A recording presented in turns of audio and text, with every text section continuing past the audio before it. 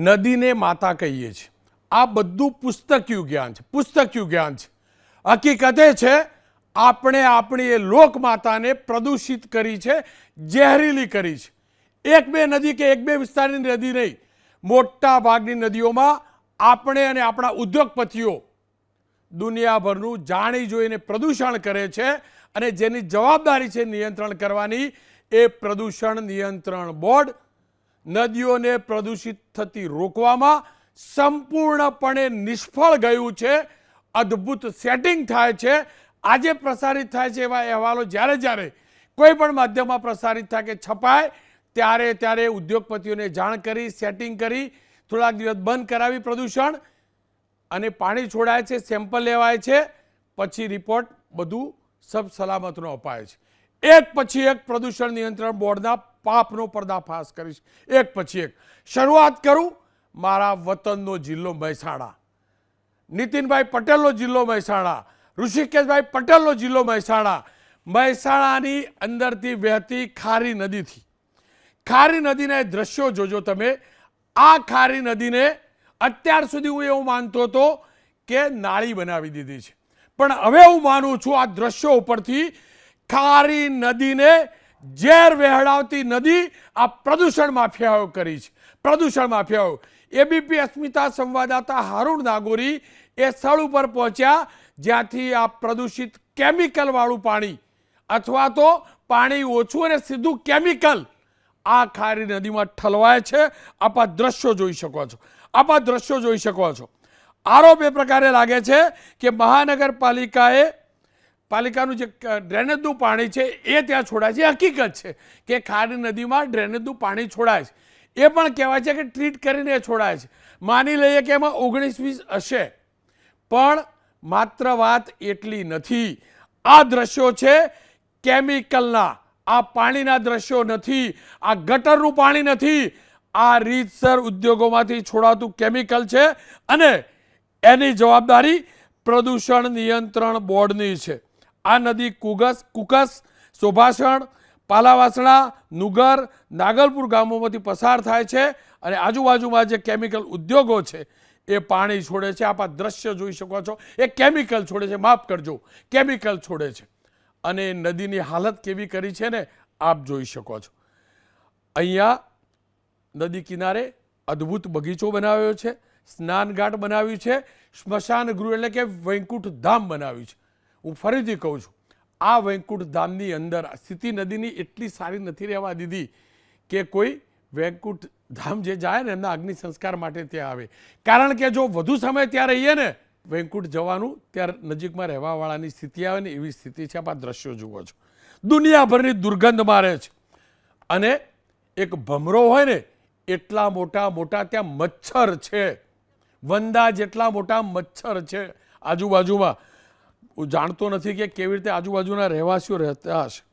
જો કે આ તમામની વચ્ચે હવે આ નદીને જીવંત કરવાનું અભિયાન પણ શરૂ થવાનું છે અને કોર્પોરેશન એટલે કે નગરપાલિકાએ હવે મહાનગરપાલિકા બની છે ત્યારે આ દૂષિત પાણી દૂર કરી, નદીને સાફ સુથરી કરી અને બંને સાઈડ, એક સાઈડ આખો એક ગ્રીન ઝોન અને બીજી સાઈડ રિવરફ્રન્ટ બનાવવાનું પણ અભિયાન શરૂ કરવા માગે છે।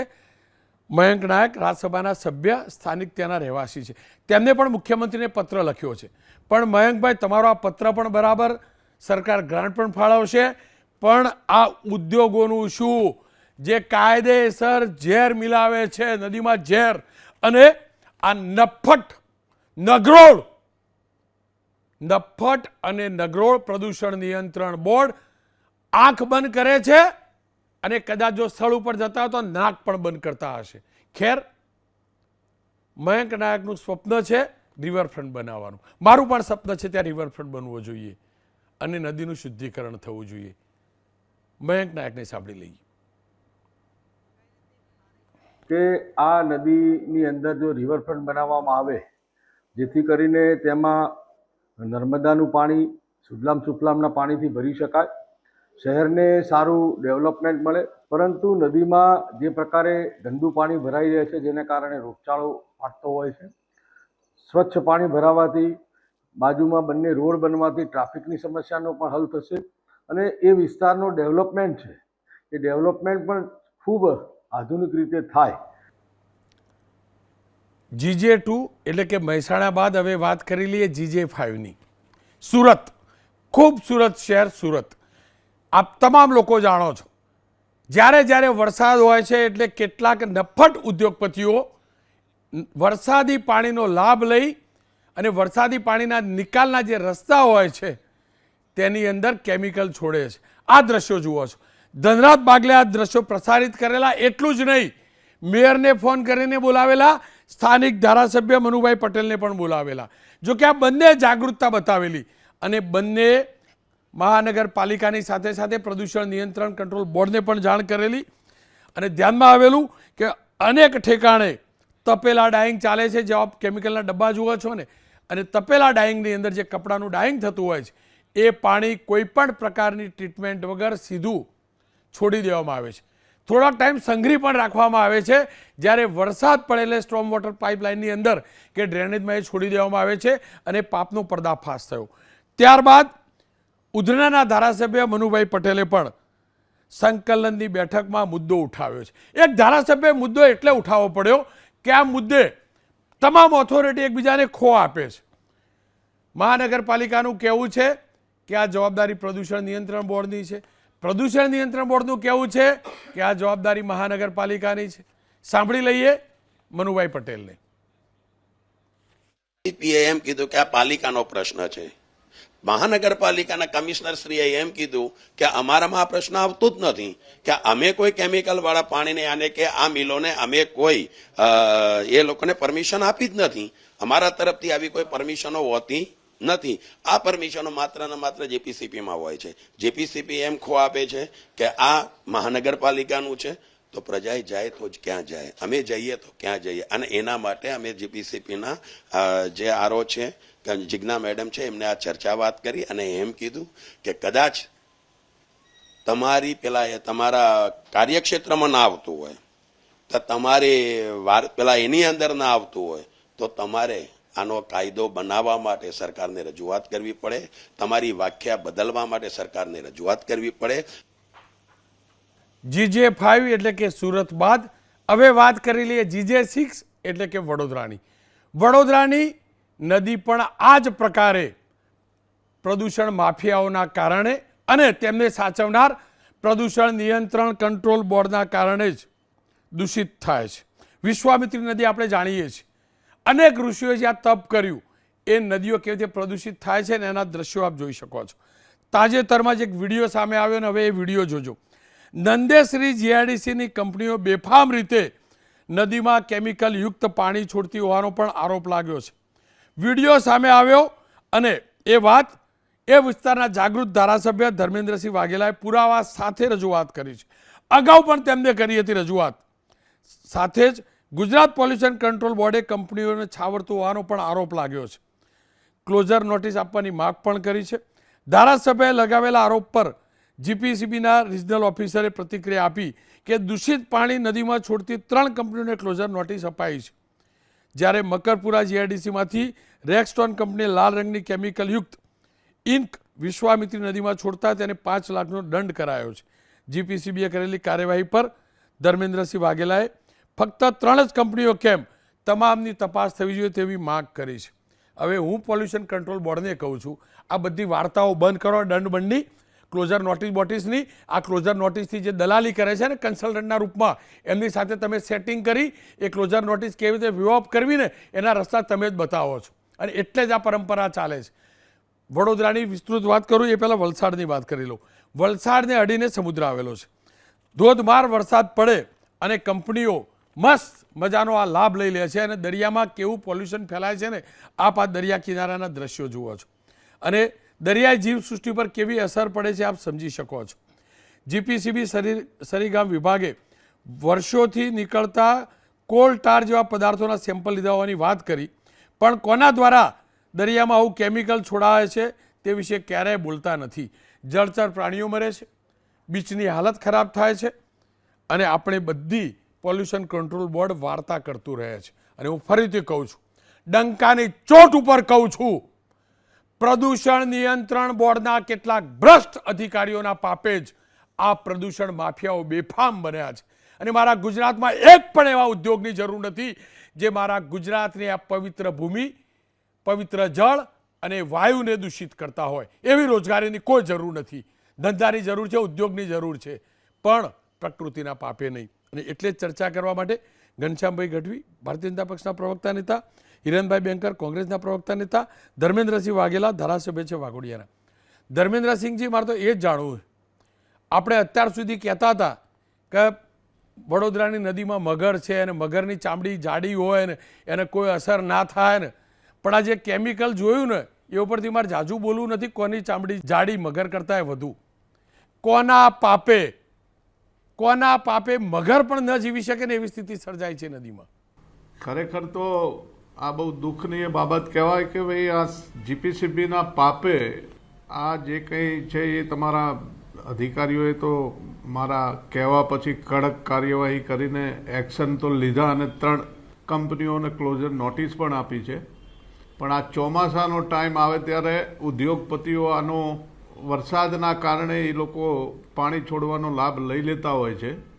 પણ મેં કલેક્ટરશ્રી અને અમારા મુખ્યમંત્રીશ્રીને પણ હું રજૂઆત કરવાનો છું કે આવા લોકો ઉપર કડકમાં કડક કાર્યવાહી થવી જોઈએ, જેથી કરીને આ જે છે એ જે જળચર પ્રાણી અને જે ભૂગર્ભ જળનો બગાડ થાય છે એ અટકવો જોઈએ.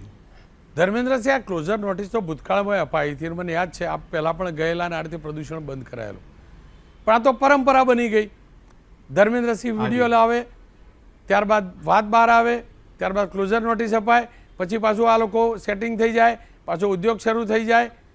આખું ચક્કર છે શું? વહીવટ કેવી રીતે ચાલે છે?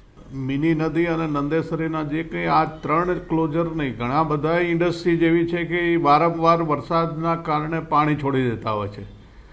એટલે આ લોકોને ખરેખર ક્લોઝર નહીં પણ કાયદેસર સરકારમાં અમે રજૂઆત કરવાના, જેને મને વિશ્વાસ છે મુખ્યમંત્રી ભૂપેન્દ્ર પટેલ સાહેબ ઉપર, કે આ લોકોની ઉપર કડક કાર્યવાહી કરી અને ફરીથી મારા વિસ્તારમાં આવું ના બને એવી કોઈને કોઈ વ્યવસ્થા કરાવવી જોઈએ. બાપુ, મને કહો, વિશ્વાસ તો મને છે, મને પાક્કો ભરોસો એમના ધ્યાનમાં આવશે ને એટલે એની સૂચના પણ જશે, કડક સૂચના પણ જશે, થોડાક દિવસ કાર્યવાહી પણ થશે, મને પણ ભરોસો હોય. પણ આજ સુધી આ સરકારે કોઈ પણ અધિકારીને ઘેર બેસાડી દીધો હોય એવું સાંભળ્યું બાપુ? ના, તો ઘણા અધિકારીઓની ઉપર એક્શન તો બધા ડિપાર્ટમેન્ટોમાં લેવાતી જ હોય છે ને અમુકને ઘરે પણ બેસાડેલા જ છે. અને મેં આ અમારા વિસ્તારની અંદર પણ અમે અધિકારીઓને કડક સૂચના આપી છે કે આ બંધ થવું જોઈએ. બાપુ, એકદમ દેશી સવાલ પૂછી લો, શું આ બધા વહીવટથી ખેલ ચાલે છે? વહીવટથી એટલે કે રૂપિયા લઈ રૂપિયા આપીને ખેલ ચાલે છે? ક્યાંય ને ક્યાંક તો કંઈક ગઠબંધન હોય તો જ આ પ્રકારની પ્રવૃત્તિ ચાલતી હોય છે. આપનો ખૂબ ખૂબ આભાર. આપ કમસે કમ આ વાતને ઉજાગર કરી. અપેક્ષા રાખું કે બીજી વાર ઉજાગર કરવું પડે એવી સ્થિતિ જ ન સર્જાય. ઘનશ્યામભાઈ, આપની પાસે આવું પહેલાં હિરણભાઈ પાસે જવું. હિરણભાઈ, મારા અત્યાર સુધીના કાર્યક્રમમાં 1500થી વધુ થયા. ઉપરના જે થયા 60-62 એટલા ટોટલ શો મેં આના ઉપર કર્યા હશે. અને હું પણ જાણું કે અસર અઠવાડિયા પૂરતી જ આવે, પણ અઠવાડિયા પૂરતી જ આવશે એવું વિચારીને બંધ તો ના કરી શકું. આખો વહીવટ, આખો વેપલો કેવી રીતે ચાલે છે? રોનકભાઈ, આ મુદ્દો ખરેખર વારંવાર આપણે રજૂઆત કરતા હોઈએ, તેમ છતાં પણ સરકારના પેટનું પાણી ન હાલે.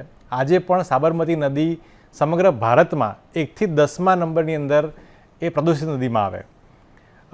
Prevention and control pollution act 1974 બનાવવામાં આવ્યો. એ વખતે માત્ર 25ના સ્ટાફથી આ કામગીરી કરવામાં આવી, જીપીસીબી બનાવવામાં આવી. અને જાન્યુઆરી 2018ના રોજ 728 જેટલા સ્ટાફની સાથે આ સંસ્થા કામ કરતી હતી. અને એને સ્વાયત્તતાથી કામ કરવી જોઈએ એની જગ્યાએ કોઈના દબાણમાં કામ કરતી હોય એ પ્રકારે જોવા મળે. ફેબ્રુઆરી 2018ના દિવસે નોટિફિકેશન રિલીઝ કરીને 212 જેટલી જે જગ્યાઓ હતી એને રદ કરી દેવામાં આવી. 40,000થી વધુ ઇન્ડસ્ટ્રી, 30,000થી વધુ હેલ્થ કેર યુનિટ અને TSDP એટલે treatment and storage disposable facility જેવી અલગ અલગ સંસ્થા જગ્યામાંથી એ સેમ્પલ લેવાની કામગીરી કરવા માટે આખા ગુજરાતમાં માત્ર 502 જણા લોકો અત્યારે હાલમાં આ જીપીસીબીમાં કામ કરી રહ્યા છે. હવે તમે વિચારી શકો કે આનું કામગીરી કેવા પ્રકારની હશે. તમે બહુ સરસ સવાલ, દેશી સવાલ પૂછી લીધો, આ થયું કેમ? એની પાછળનો એકદમ ક્લિયર છે.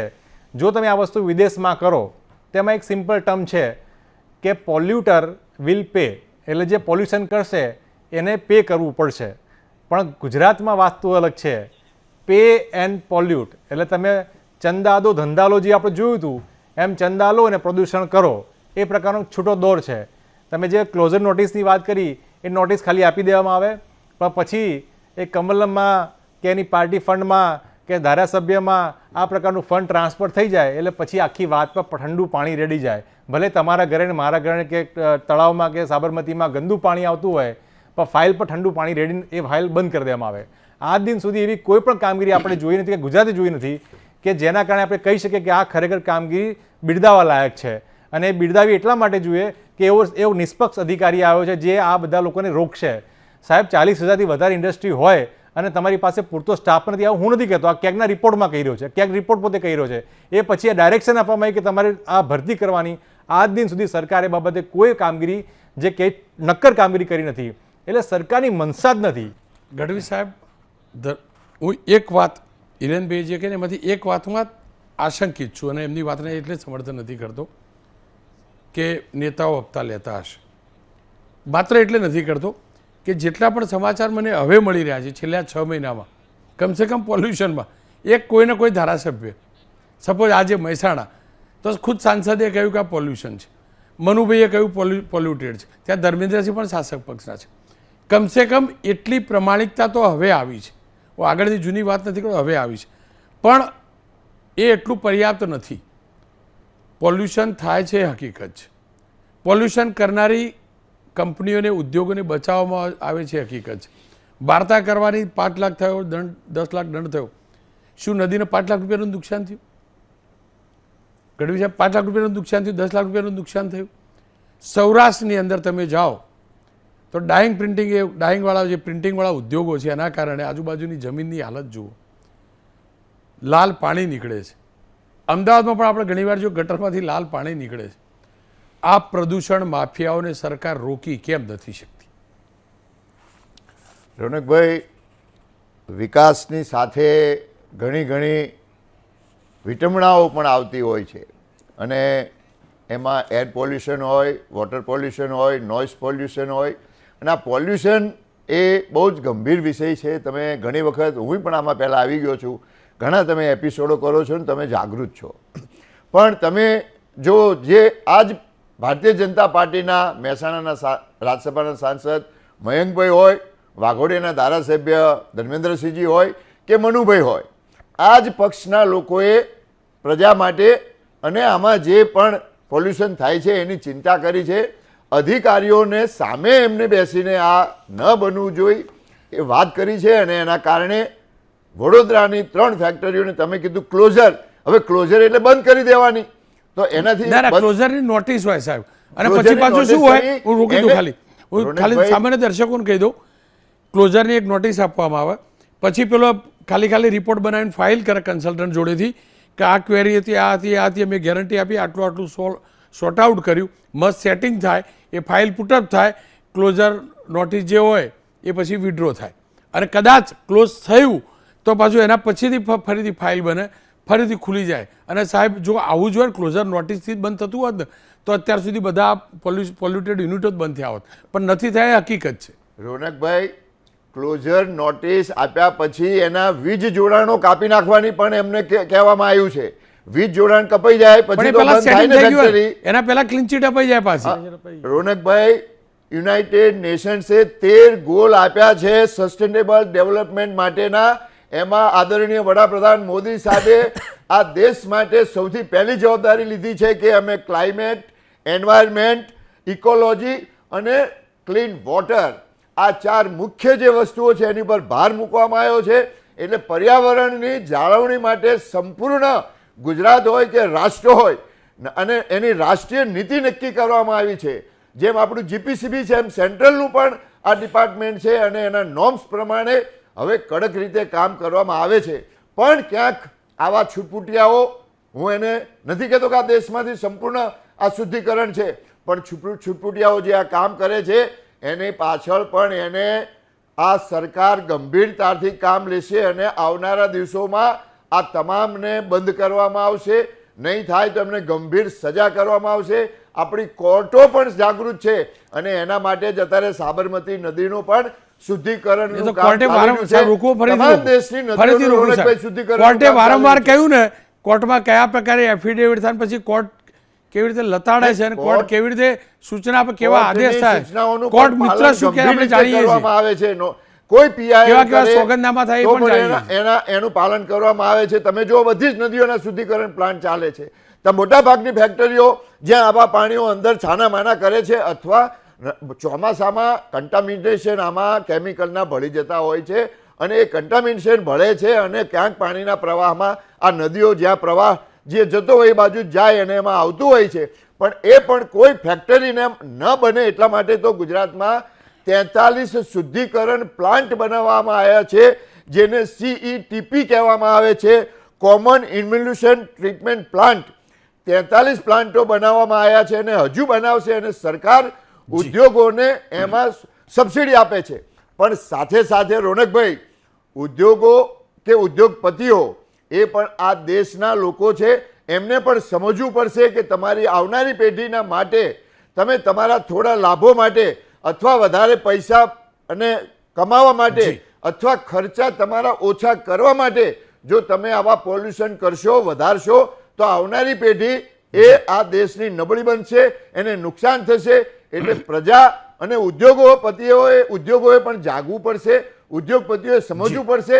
સરકાર પૂરેપૂરું એની માટે જાગૃત છે, પણ સમાજમાં જાગૃતિ લાવવી પડશે અને જે આ રીતે પોલ્યુશન કરે છે એને પણ જાગૃતિ લાવી અને સમાજના કલ્યાણ માટે એને પણ જાગવું પડશે. આ દેશની સરકાર તો તમામ કામો કરે છે. દાખલા તરીકે સિંગલ યુઝ પોલિથીન બેગ્સ આપણે નક્કી કર્યું કે એને એક વખત વાપર્યા પછી ફરીથી ના વપરાય એવી જ બેગો વાપરવી. એટલે પ્લાસ્ટિક હોય કે કોઈ પણ પોલ્યુશન જે કરતું હોય એવા તમામ પોલ્યુશનના માટે કડક કાયદા કરવામાં આવ્યા છે. ગુજરાતનું GPCB પણ છેલ્લા 2 વર્ષથી એવી કામગીરી કરી છે, એના કારણે ઘણા ફાયદાઓ થયા છે, ઘણું બંધ પણ થયું છે. પણ આ તમે બતાવો છો એ પણ દુઃખદ છે. સંપૂર્ણ બંધ નથી થયું, એ સંપૂર્ણ બંધ થવું જોઈએ. હું નથી કહેતો કે આને ચલાવી લેવાય, કોઈ પણ સંજોગોમાં સારું નથી. કોઈ અધિકારી કોઈ સેટિંગ કરતો હોય તો એ અધિકારીને પણ કડકમાં કડક સજા થવી જોઈએ અને કોઈ જાગૃત નાગરિક, કોઈ ધારાસભ્ય આના પુરાવા આપશે કોઈ અધિકારીને કે કોઈ અધિકારીએ આમાં મિલીભગત છે તો એને સરકાર કોઈ સંજોગોમાં નહીં ચલાવે. ખેર, ફરી એકવાર કહીશ, ઉદ્યોગપતિઓને જગાડવાની જરૂર નથી, એમને જાગૃત કરવાની જરૂર નથી. એ જાગે છે, એ જાગૃત છે નકારાત્મકતા માટે. એ જાગે છે આખો પ્રદેશ ઊંઘતો હોય ને એટલે રાત્રે કેમિકલ નદીઓમાં છોડી દેવા માટે. હું ફરીથી કહું છું, જેવી રીતે રાષ્ટ્ર વિરોધી કામ કરવા માટે કરનાર વિરુદ્ધ રાષ્ટ્રદ્રોહ હોય છે ને, એ જ રીતે એનાથી ઉપર એક ગુનો અને કલમ લગાવવી જોઈએ કુદરત સાથેના દ્રોહની. અને એની અંદર આ પ્રકારે પ્રદૂષણ ફેલાવનાર, પ્રદૂષિત પાણી અથવા કેમિકલ છોડનાર અને પ્રદૂષણ કરનાર ઉદ્યોગપતિઓને જેલમાં પૂરવા જોઈએ, FIR નોંધાવી જોઈએ અને એમાં આ બધા અધિકારીઓ કે જે આંખ બંધ કરે છે એમને સહ આરોપી બનાવવા જોઈએ. અને નહીં બનાવીએ ને ત્યાં સુધી આ જે જાગૃત છે ને પ્રદૂષણ કરવા માટે, એ ઉદ્યોગપતિઓ સુધરશે નહીં અને એમની પાસેથી રૂપિયા લઈ આંખ બંધ કરનાર અધિકારીઓ પણ નહીં સુધરે. જરૂર છે જબરજસ્ત કાર્યવાહીની, કારણ કે આ તમામ લોકો પ્રકૃતિના દુશ્મન છે અને સતત, હું ફરીથી કહું છું, સતત રિપોર્ટ જે પણ આવતા હોય સતત પ્રદૂષણ કરવાના રસ્તા આ માફિયાઓ શોધી રહ્યા છે. ટેન્કરો ડ્રિલિંગ કરીને ખાલી કરાય છે. ચોમાસામાં ગટરો, નદીઓમાં પાણી કેમિકલ વેળાય છે. આ હકીકત છે. આશા રાખું પ્રદૂષણ નિયંત્રણ બોર્ડ કમસે કમ કુદરતથી ડરે. તમે પ્રદૂષણને નિયંત્રણમાં નહીં લાવો ને તો એક દિવસ તમને કુદરત એવા નિયંત્રણમાં લાવશે ને કે કોઈનું મોઢું એ બતાવવાના લાયક નહીં રહે.